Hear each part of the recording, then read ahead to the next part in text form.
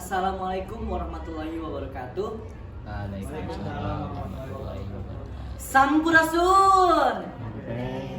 Girang pangajen oge para pamilan pasang giri dongeng anu kusim kuring dipika hormat. Sim kuring patandang nomor 5 baris ngadongeng anu jejerna si kabayan marah. Si kabayan jeung mitohana rebun-rebun pisan geus nagok sisi walungan. Telilah teh buru dulu rahayap. Maksudna rek marak walungan. Dumeh bakal kasumpingan tamu agung ti dayeun. Ari kasedepna tamu teh ceuk kokolot desa mah nyaeta lauk walungan. Tah, poe ieu teh para tamu rek dibagiakeun ku goreng tawes, pais nilem, jeung beuleum kancrang anu dicoelkeun ka sambal jahe ditinyuh kecap. Mangkani ngahaja sangguna oge pare anyar. Nya bodas, nya puleun deui. Leuh, piraku we temuhun teh nimateun mah. Nu mengkong walungan garatol naker.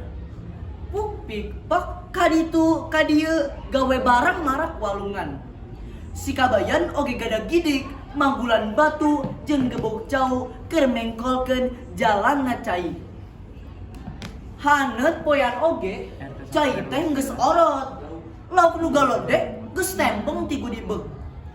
Jrut si kabayan turun ka walungan anu cai nang geus orot. Tekung silila kedeuuk si kabayan menang tawes gede pisan sagede tampah. Barang rek diasupkeun kana orangna, kokolot ngomong, "Hei kabayan, ulah dikana orangkeun, eta mah keur semah." Si kabayan ngareret bari tuluy ngalepaskeun tawesna deui. Kedeuek deui si kabayan menang nilem sagede dampal leungeun. Kakara ge eta nilem teh diacungkeun, geus gorowo kokolot ngomong deui, "Hei kabayan, alungkeun kana cireung, eta mah keur semah. Mangkaning kaseutna ge pais nilem. Ot bae bentor jeung cingok mah asupkeun kana korangna." Ngena teu ngeunah eon, aing nu bobolokot semah nu ngeunahna. Bari jeung teu capek deui. Si kabayan gegerendang na jero hatena. Sabot kokolot keur bongoh, si kabayan menang nilem gede naker. Teloba catur sup bae diasupkeun kana korangna. Manehna hanjat bari ngomong ka mitohana yen rek ngadurukan, rek dahar jeung beuleum betok. Sanggeus pepetah brus nilem teh diasupkeun kana durukan. Tuluy muka timbal bekelna, belum we eta beuleum nilem jeung timbal teh didahar. Kakara ge beuleum nilem teh beak sapotong, anak gorok teh si kabayan gegeroan ka mitohana. "Abah, bur ka di abah, ikuring nyeri beteng, bujir mani bumurilitan, jeung teu puguh tatenjoan." Ceuk si kabayan, panonna burial buncelik. Nu area di dinya teh ribut ngariung-riung si kabayan. "Nah, atuh ngayaran naon teh kabayan?" "Teuing, da barang amdahar belum nilem, peuji teh asa murilit, tetenjoan teu paruguh. Aduh, ieu kuring sieun paeh, lauk teh meureun aya racunan." Ceuk si kabayan.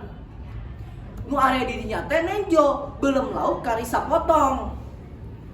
"Banyak lauk teh racunan, meureun ditonggo anu keur nuak ku leuteng." Ceuk nu ngariung-riung si kabayan. Si kabayan adu belajar bari nangkuban terus nungkup beungeutna lok lak-lakanana dirojok ku curugna. Eueuh nu nangenan na ari borolo teh utah babolongkengan. "Nyai mah keracunan, geuning tuh utah-utahan." Ceuk kokolot. "Eureun we euy, urang pindah ka metonggon nu jauh ti lembur, mengpeung isu keneh." Untung ningali si kabayan, kumaha cenah mun semah ti dayeuh nu karacunan. Lauk dina cireung teh diborolkeun deui kana cai. Bring nu marak parindah kari aya si kabayan di sisi cai ditungguan ke mitohana. Barang nu marak geus jauh kuniang si kabayan teh hudang. Tuluy lompat ka tengah walungan anu caina masih kene orot. Benungan candi bedahkeun laukna tinggu dibekene. Buru-buru tewakan abah bisi nu sejen baralik deui. Aya lauk di wahangan meniloba araheng. Nilem tawes bogo bentere jeung cingok nyajaer. Di wahangan matak sebedahar ngeunah nyerengeh. Mitohana olohok. Geus jager mana teh kabayan? Da tenan naon ti tadi ge bah. Keheul tuh dah. Newak nilem keur sema. Menang tawes gede keur sema. Menang kancra kasedepna. Ari urang nu babolokotna nganukur menang beunteur jeung bogo. Ceuk si kabayan bari nyerengeh. Manehna milihan lauk nu galedena terus digembol ku sarungna. Manehna jeung mitohana mah teu milu katonggoh jeung nu sejen.